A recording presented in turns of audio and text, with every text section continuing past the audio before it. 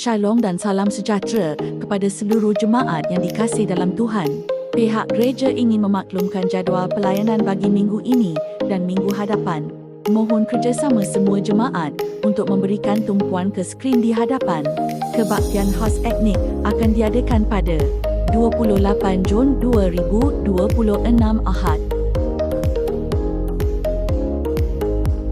Kebaktian Kekal Gunung Murud akan diadakan pada 17 hingga 19 Julai 2026 bertempat di Bakelalan.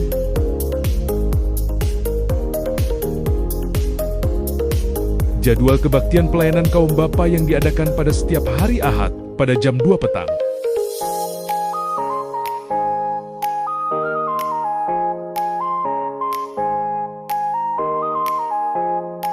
Jadual kebaktian pelayanan kaum wanita yang diadakan pada setiap hari Ahad pada jam 2 petang.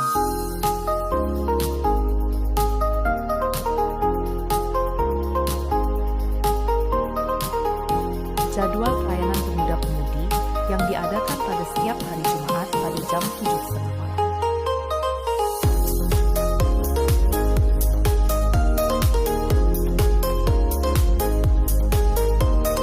Berikut adalah jadual kebaktian konsil yang diadakan pada setiap hari Selasa jam 7 malam.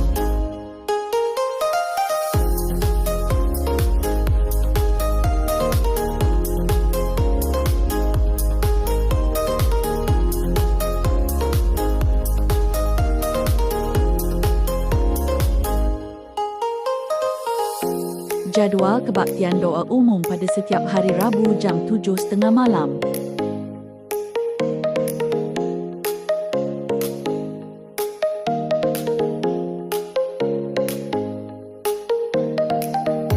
Berikut adalah jadual bagi pelayanan Ahad depan pada 28 Jun 2026.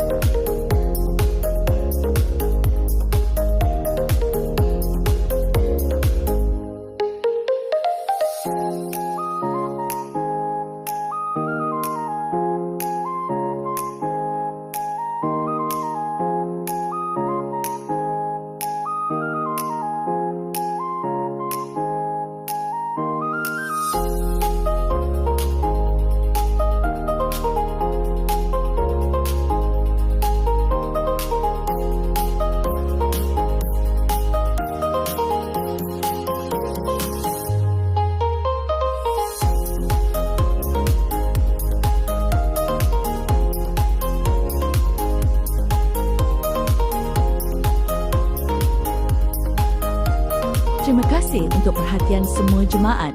Tuhan Yesus memberkati. Jumpa anda minggu hadapan.